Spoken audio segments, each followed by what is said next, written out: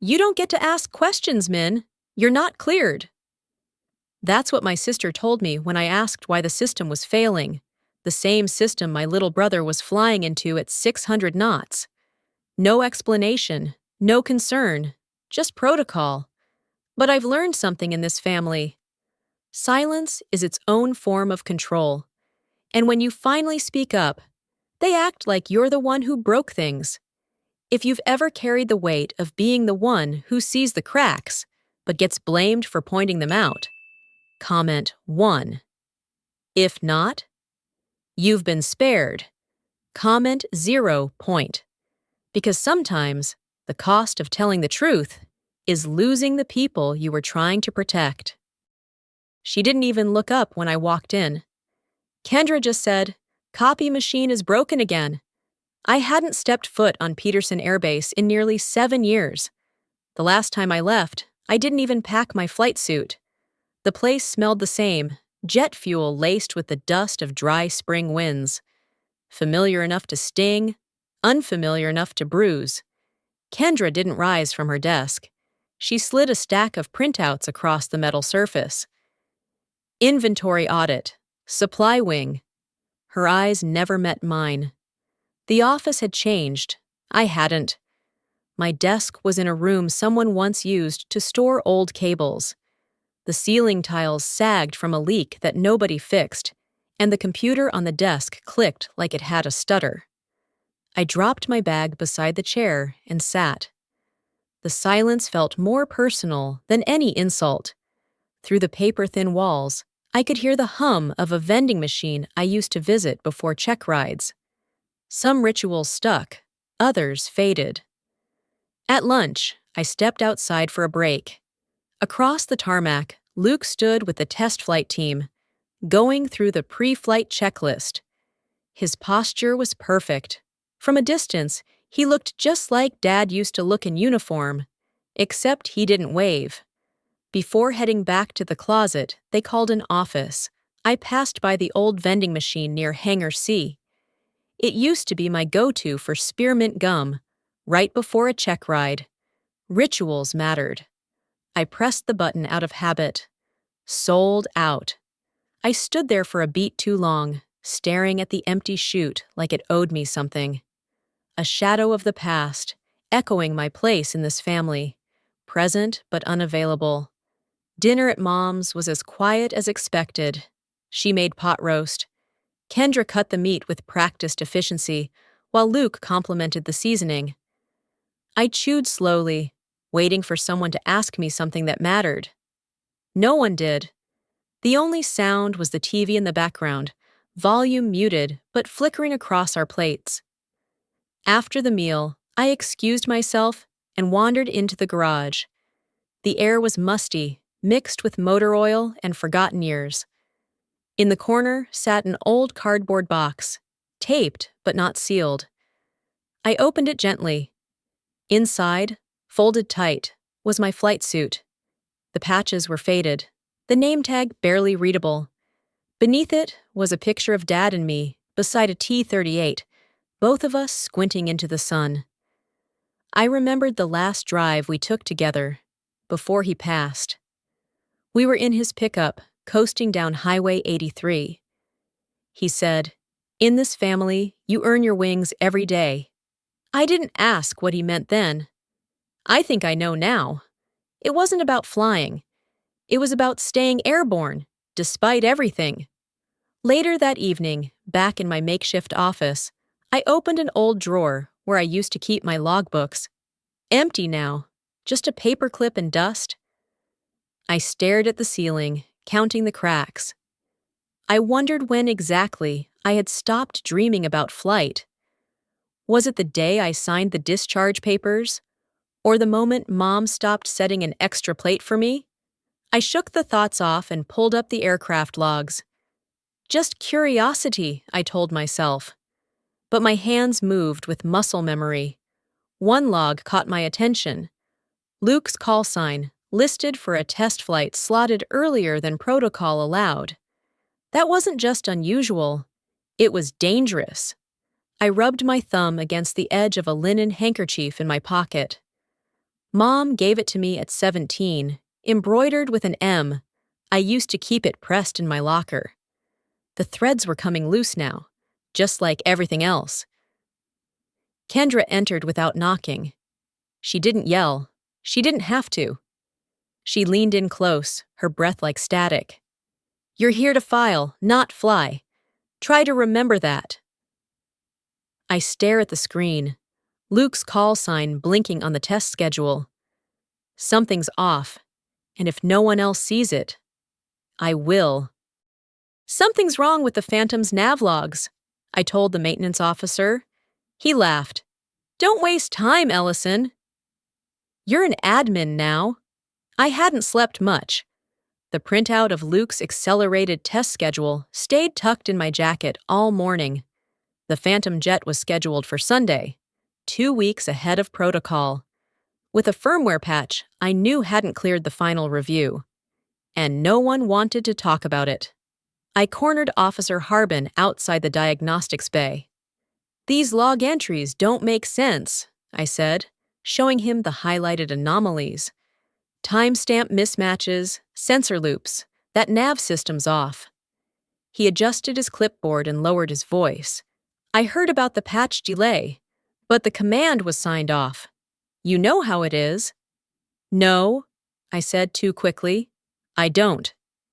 He gave me a sympathetic glance, the kind reserved for people who used to matter, and walked off. Later, I spotted Luke crossing toward logistics. He looked tired, helmet under his arm, smile tight. I waved him down beside the vending machines. "I saw the nav data," I said. "That patch, they're flying you early, without final validation. You could lose the lock in mid-air." He shrugged. "Kendra says it's fine. They say it's fine. I trust them. Maybe you should try that sometime." The phrase hit me harder than I expected. I opened my mouth to respond, but he was already halfway across the hangar, back straight, steps even. Have you ever tried to speak up, only to realize they'd already stopped listening? That quiet ache when your words fall before they're heard. If you felt that silence, leave a comment number 7 below. Let's see what happened next. Back at Mom's house, Friday evening felt like a rerun. The roast smelled faintly of singed edges. Mom said, "Just like how Dad liked it," as she poured me iced tea. The table was set too precisely, napkins folded into triangles, the salt shaker centered like a museum piece. While folding linens for Sunday's dinner, Mom gushed about Kendra's latest commendation. "She's leading the memorial coordination team, did you know? The base really respects her." I didn't answer. My mind kept returning to Luke's schedule and the Phantom's logs. I asked about Dad's old court-martial, something I hadn't dared mention in years. Mom's hands froze on the fabric. "Not tonight, Min," she said, softly but firmly. Later, in the garage, I found a cardboard box wedged behind the camping gear. Inside, Dad's final commendation certificate, folded in thirds. Beneath it, a memo stamped confidential, with most lines blacked out, except one phrase, circled in red. "Unauthorized interference." My hand found the old handkerchief in my pocket, the one with the fraying M. I hadn't even realized I was holding it. My fingers clenched around the worn cotton. After I hung up with Kendra, I stepped out onto the porch. The night was unusually warm. Across the street, Mr. Jameson pushed his old red mower across the yellowing lawn, even though the sun had nearly disappeared. The hum of the blade was rhythmic, oddly soothing. Same lawn, same man, same Friday hum he's been doing since I was a teenager. Everything here stayed put. Except me. I sat on the porch swing. Mom still kept polished, the metal creaking gently beneath me. From inside, I could hear her adjusting the living room fan and humming an old Glenn Miller tune, like muscle memory. For a moment, I didn't feel like a stranger. Later that evening, while folding napkins for Sunday's dinner, Kendra offered to say grace. Since Dad's not here to remind us why obedience matters, she added, looking straight at me. Mom chuckled awkwardly. Luke shifted in his chair. I stared down at the roast, burnt again, dry as a file folder. And I remembered being 10, at this same table, watching Kendra clasp her hands in front of everyone and recite some over-rehearsed version of a prayer.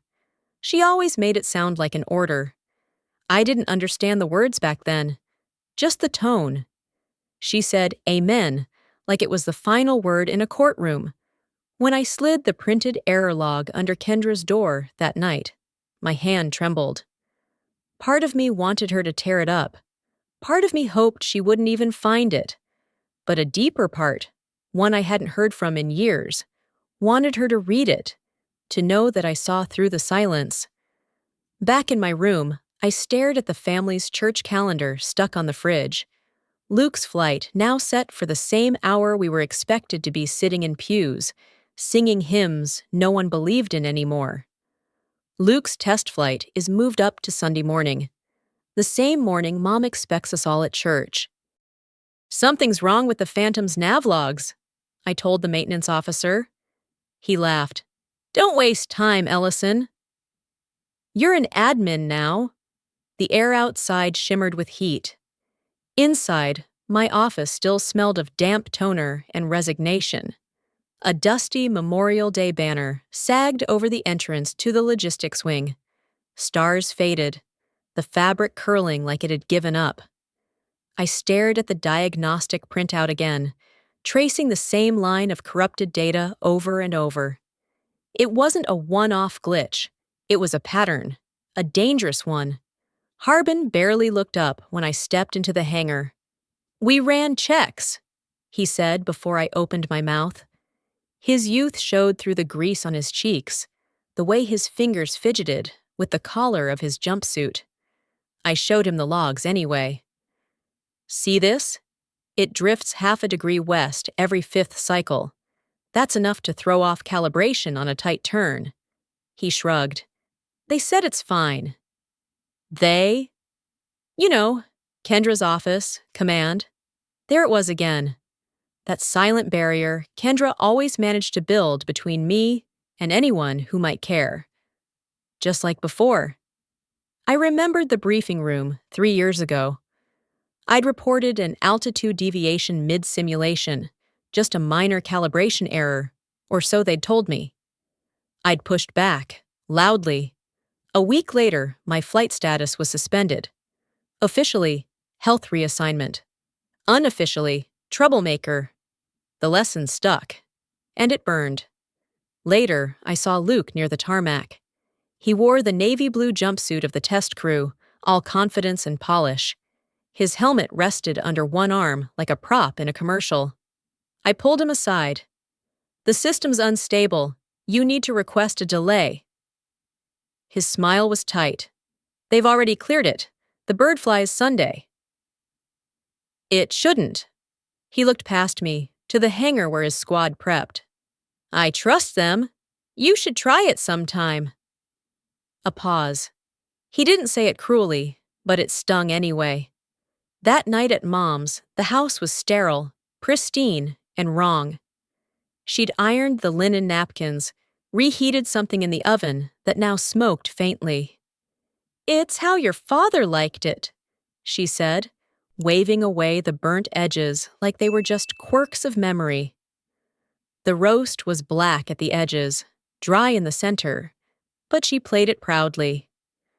Outside, the neighbor across the fence revved his mower for the 3rd time that hour. The sound sliced through the house like a buzzsaw.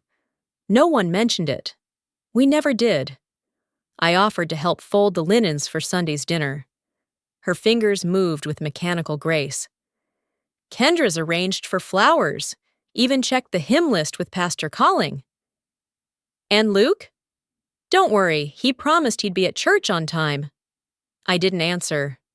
While hunting for a charger, I ended up in the garage, dusty, half forgotten.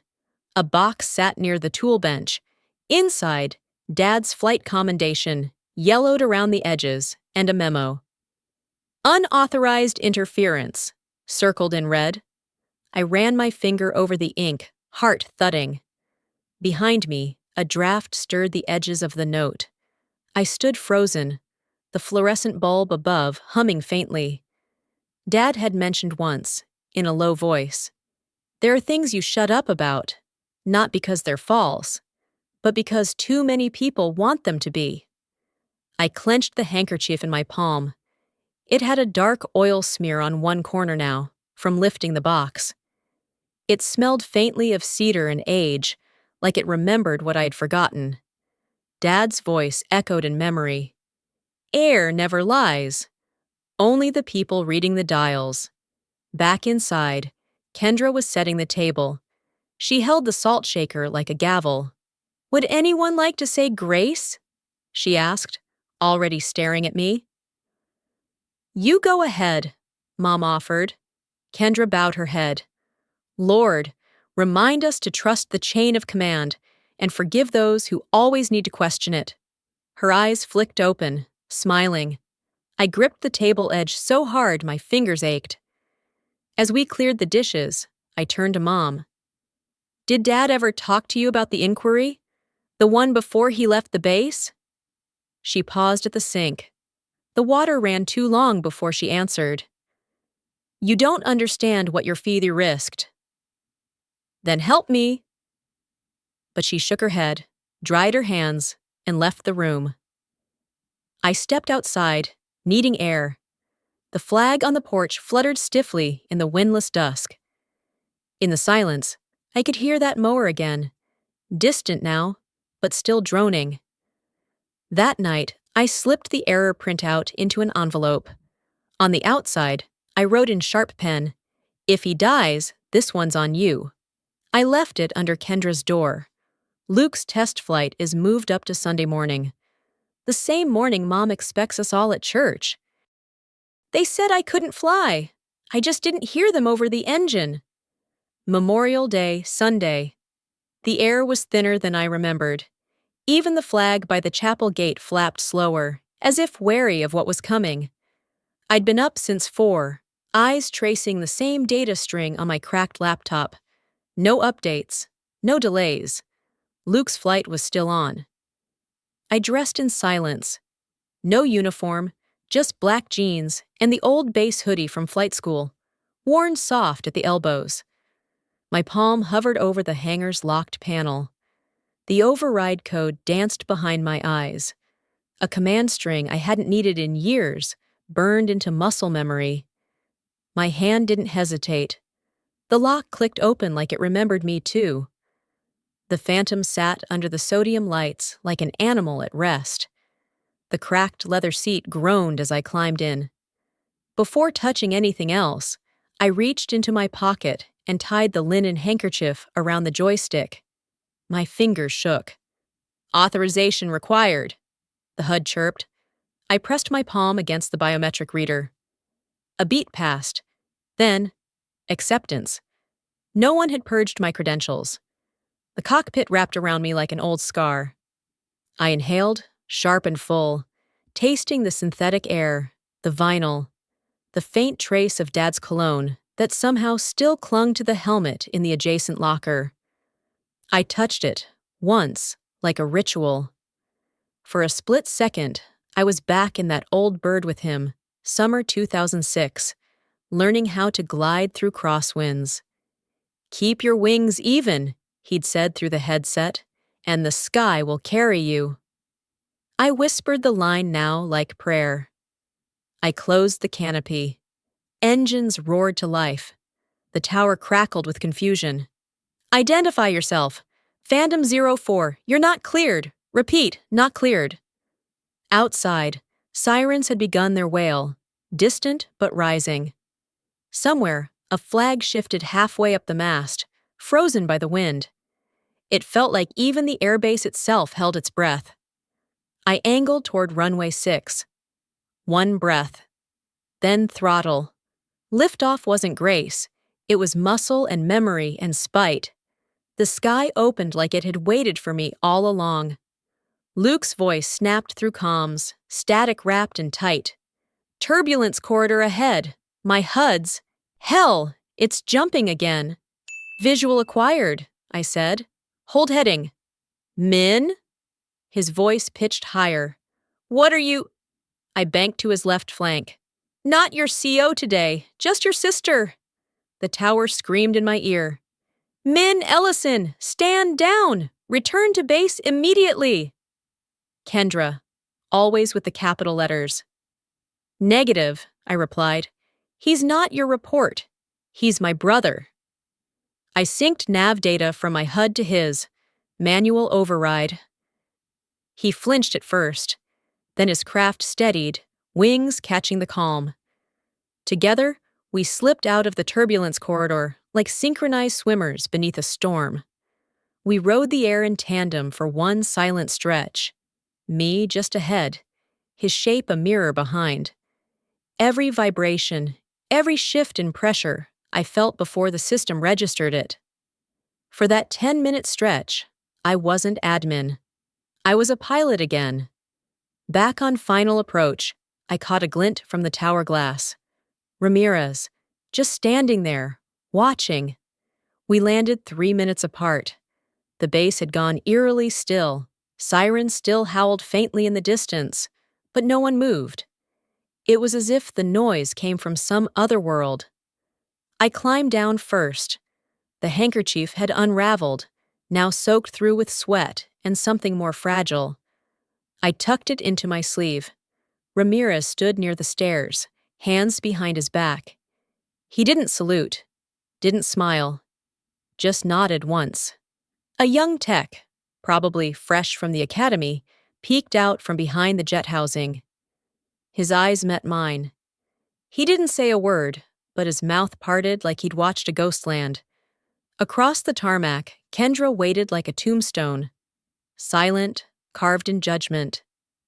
She walked toward me. Was it worth it? I met her stare. Was pretending safer? Her face didn't change. Behind her, Luke stood at attention. He raised one hand and saluted, sharp, clean. Then he turned toward debrief, not looking back. They stood, they clapped, they read a script that didn't say my name. The hall smelled like old wood polish and nerves. Every chair aligned too precisely, every velvet-draped metal case gleaming with overcompensation. I stood beside a podium labeled with an emblem I no longer recognized, in a room full of uniforms that never saw the cockpit. They applauded when General Morrison mentioned exceptional action under pressure by unnamed contributors. I was one of them. An unnamed contributor. They gave me a plaque. In honor of service under duress. It felt weightless in my hands, like plastic regret. Not a single mention of what I did, or why. Kendra stood a few feet away in her sharpest dress blues, speaking in clipped tones about procedural flexibility, team adaptability, and the exemplary performance of command response. Her eyes didn't meet mine. Luke sat in the second row, stone still. When I tried to catch his gaze, he looked down. I wondered if he could hear the choir music spilling faintly from the church next door. Amazing Grace hummed like a ghost in the rafters. After the final speech, a press assistant approached me with a tight smile. Ms. Ellison, if you're approached by the media, please stick to the talking points we've prepped. Her voice was sweet enough to rot my teeth. She handed me a paper cup of coffee, lukewarm and acidic. I didn't drink it. Then came the Q&A. A young journalist asked if any of the honorees wanted to speak. General Morrison cleared his throat, ready to move on. That's when I raised my hand. Silence, then flashes. I'd like to say something, I began. My voice didn't waver. There's a name missing today. It's mine. And there's a story you weren't told. Morrison shifted behind me. The press assistant fumbled with her clipboard, but I kept going. I flew an unauthorized mission to save my brother. I broke every rule your protocol worships, and I don't regret a second of it. If I vanish again after today, it won't be quietly. Have you ever been erased until they needed you again? That moment you realized silence was no longer protection, but erasure. If you've ever had to fight just to be heard, drop a comment 9 below. Let's see how this story ends. They cut the mic, but it was too late. The cameras had caught every word. Back in the lobby, I leaned against a column. No one approached. Officers passed by with those practiced nods, hands gripping champagne flutes, saying things like, "We're all proud," never once asking if I was okay. Handshakes slid past without eye contact. Then I saw him, Luke, waiting by the exit. He didn't speak, just reached into his pocket and pressed something into my palm. A flash drive. "It's the real log files," he said. "I thought you'd want them." I held it like it weighed more than the plaque. My other hand brushed my dress blue's pocket. Mom's letter was still folded inside, soft from too much handling, never read aloud. My fingers found it again during the ceremony, like a tether. I returned to the hotel room that night, stripped off the uniform, and sat in silence. The plaque rested against the minibar. I stared at it until the silence turned into noise. Then I opened my laptop. 3 emails, 3 journalists, anonymous tip, subject line, Ellison report. They didn't fire me. They didn't promote me. They did what they always do, waited for the storm to pass. They didn't fire me. They didn't promote me. They did what they always do, waited for the storm to pass. Back at Peterson, the base looked exactly the same. Cracked sidewalks, humming fluorescents, the same vending machine that never worked. But something had shifted.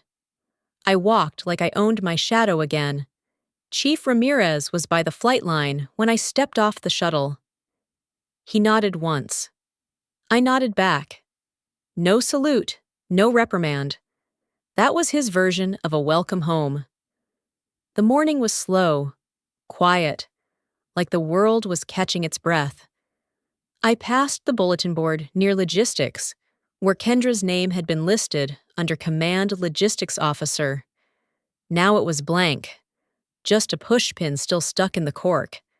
Luke stopped by my office just after noon. He leaned in the doorway, arms crossed.